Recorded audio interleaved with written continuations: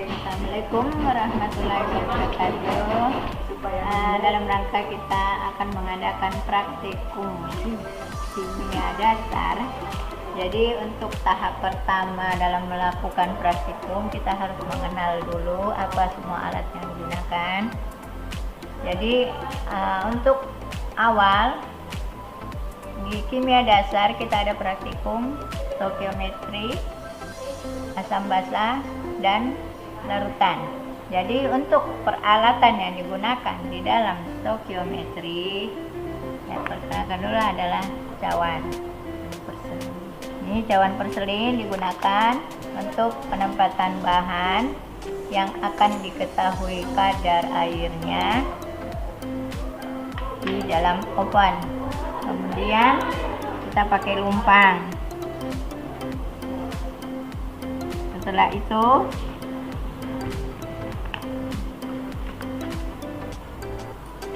penjepit atau gegep yang kita gunakan. Kalau kita memasukkan cawan porselin di dalam oven, ada dua lagi alat, yaitu oven dan timbangan. Jadi kita gunakan penjepit atau gegep untuk menanggulangi pemenggangan dari cawan porselin. Kalau kita menjaga kemungkinan porselinnya jatuh, kita bisa pakai wadah ini untuk sebagai wadah di bawah supaya jangan sampai dia jatuh.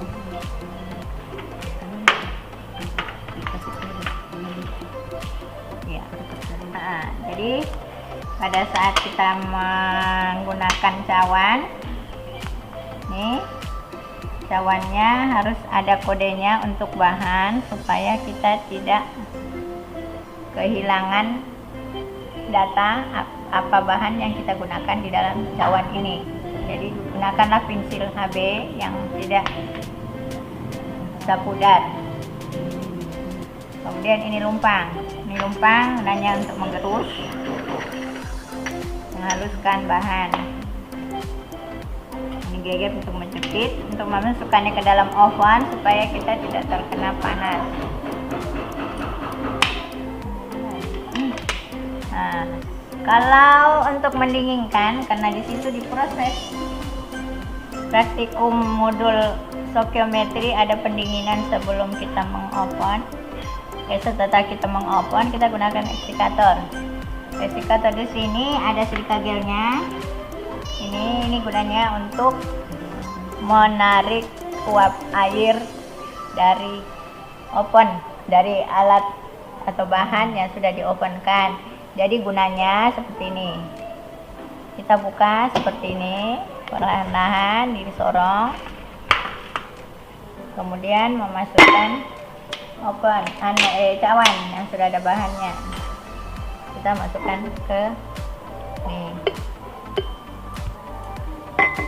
Jadi kita tutup seperti ini. Pada saat penutupan jangan langsung kita tutup rapat, karena panas cawan akan naik ke atas tutup eksikator. Jadi dia akan lompat biasanya. Jadi kita perlahan-lahan kita putar dulu. Putar pelan-pelan.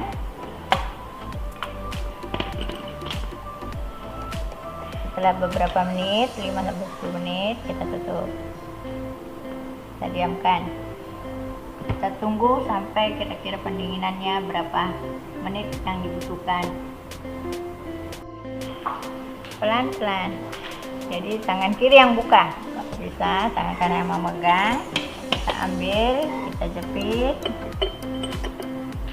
kita keluarkan lagi. Ini nanti masuk di timbangan. Begitu selanjutnya sampai prosedur pengerjaan stoikiometri selesai. Oke, kita lanjut ke peralatan untuk modul larutan. Peralatan yang dipakai gelas kimia. Ini juga fungsinya kita bisa pakai untuk menimbang bahan. Kemudian gelas ukur, untuk mengukur larutan. Kemudian Erlenmeyer untuk menaruh larutan atau larutan yang akan difiltrasi. Kemudian ini labu ukur untuk membuat larutan sesuai konsentrasi larutan yang diinginkan sesuai dengan tanda batas dari labu ukur. Ini spatula untuk menyendok bahan yang akan dibuat. Kemudian kita pakai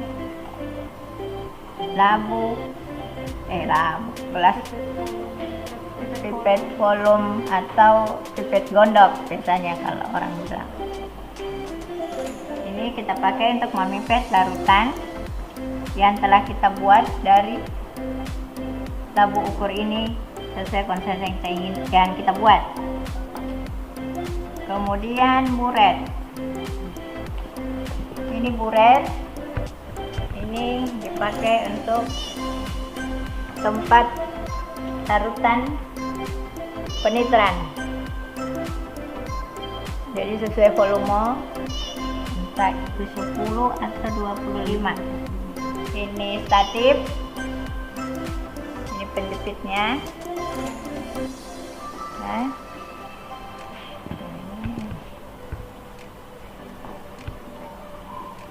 Dan ini corong untuk memasukkan larutan. Yang pertama, larutan yang kita masukkan di sini. Ini kita pakai corong kalau memasukkannya ke labu supaya larutannya tidak tumpah. Gunakannya sesuai dengan tanda tera. Jadi jangan sampai lewat dari tanda tera. Sebelum tanda tera, di stopkan dulu larutannya. Kemudian dipipet memakai pipet tetes. Caranya juga memipet itu, memipet jangan dikasih begini, biasakan dinempel di dinding. Kalau sudah, ini dibersihkan ini di atas tanda tera, baru kita kocok.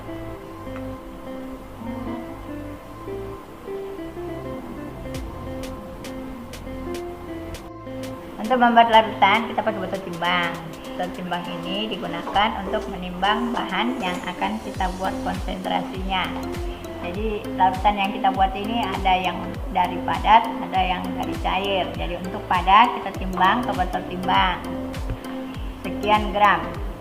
Nah, kalau sudah, botol timbang ini kita larutkan dengan aqueous. Jangan kita ukur berapa volume yang akan kita gunakan sebelumnya. Jadi kalau bisa untuk menimbang, lain juga nanti untuk melarutkan. Nah, jadi kita sudah ukur, misalnya kita sudah ukur 90 ml untuk pemula ya, 90 ml. Saya taruh aqueous ini dengan menggunakan labu semprot. Ini labu semprot tempat aqueous. Kita gunakan, ukur sampai 90. Kita masukkan ke gelas kimia kosong. Kemudian kita ambil batang pengaduk.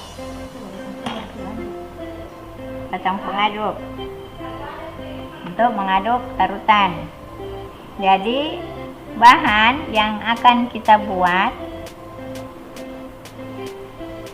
ini bahan yang akan kita buat, kita tuang perlahan-lahan ke aqueous. Karena ini bahannya higroskopis, menimbulkan panas juga eksoterm, kita aduk pelan-pelan, adukkan sampai habis. Setelah habis, kita bilas. Kita bilas botol yang ada bahan, bilas sampai bersih. kurang lebih 3 kali.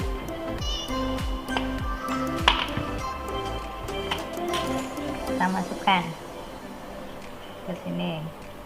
Caranya memasukkan bisa pakai langsung pengaduk dengan menekan pengaduk ke pinggir ujungnya, pengaduk ke pinggir mulut labu, atau kita memakai corong. Maaf boleh? Ya. Caranya memasukkan larutan ke labu ukur ini seperti ini. Jadi ujung ini pengaduk ke corong, terus corong dialas dengan kertas saring. Jadi kalau dialas dengan kertas saring, gelembung itu tidak akan berhenti. Aliran air tidak akan berhenti karena ada gelembung. Nah, kalau sudah sebelum sampai tanda batas ya. Kalau sudah, ini kita bersihkan dulu pakai tisu atau pakai kertas saring. Nih, didorong saja begini sampai di atas, sudah bersih. Tinggal kita impitkan pakai labu ukur sampai tanda batas, tinggal diimpitkan. Kalau sudah, tinggal kita kocok. Ini caranya mengocok 8 kali. Kita kocok begini, sudah homogen. Jadi selesai. Nih dari sini juga dengan menggunakan bal pipet. Caranya memipet seperti ini. Kalau sudah masuk sampai tanda batas, ini kita lap. Usahakan jangan pernah tidak dilap karena ada larutan kasih di sini. Kita lap, masukkan di sini. Oke.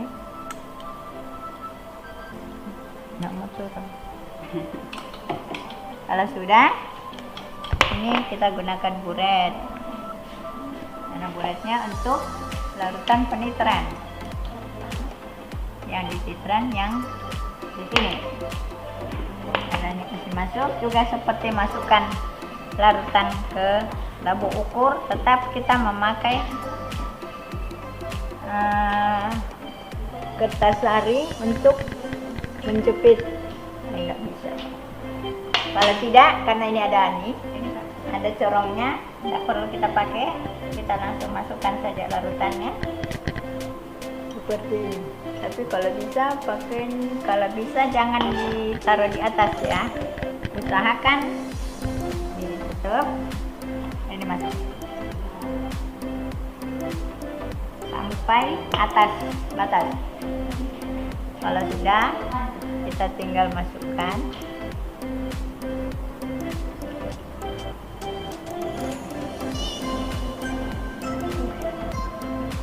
Nah, kemudian kita impitkan.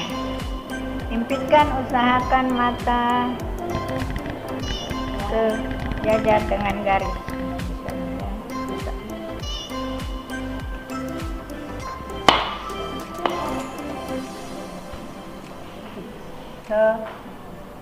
Sejajar mata untuk menyempitkan larutan dari buret. Setelah itu kita tinggal titrasi berapa volume yang kita pakai.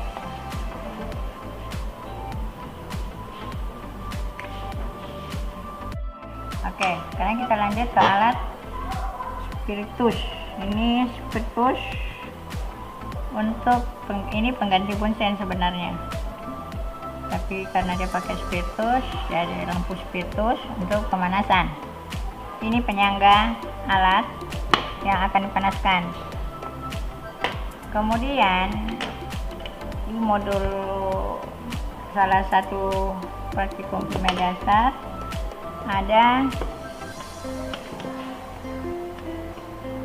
ada tabung reaksi yang digunakan. Ini gunanya untuk menampung bahan atau larutan yang akan diperiksa, apakah pH-nya berapa, kemudian apa hasil reaksi antara satu bahan dengan bahan lain. Sini kita simpan. Kemudian ini penjepit. Pada saat kita membuat satu reaksi dengan pemanasan, kita jepit tabung reaksi. Penjepitnya ini, jadi seperti ini. Ini karena ada pemanasan, jadi seperti ini. Jadi bantuan pemanasan supaya reaksi cepat terjadi. Seperti ini. Kemudian pH meter. Ini alat pH meter digunakan untuk mengetahui pH dari bahan, apakah dia asam atau dia basa. Kita pakai ini ya. Kemudian ini juga untuk pemanasan larutan yang bereaksi dengan bantuan pemanasan. Jadi diisi aqueous di sini, ditaruh pengalas supaya tidak menyentuh langsung dengan wadah. Jadi masukkan di sini. Biasanya kita lakukan seperti ini.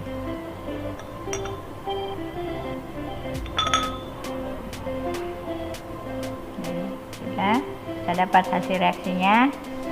Kita periksa, lihat. Kita angkat, kita simpan. Oven. Ya, ini oven yang kita gunakan untuk melakukan penguapan atau pemanasan, untuk mencari biasanya kadar air atau mencari berat kosong dari suatu bahan.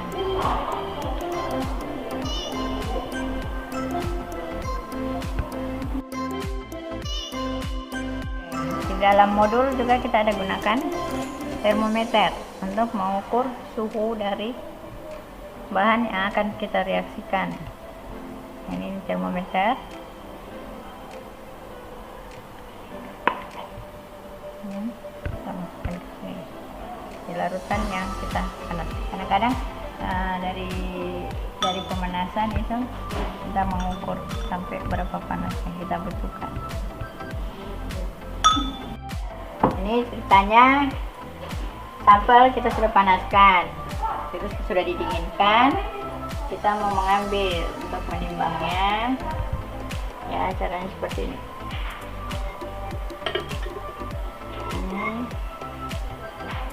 Masukkan di timbangan.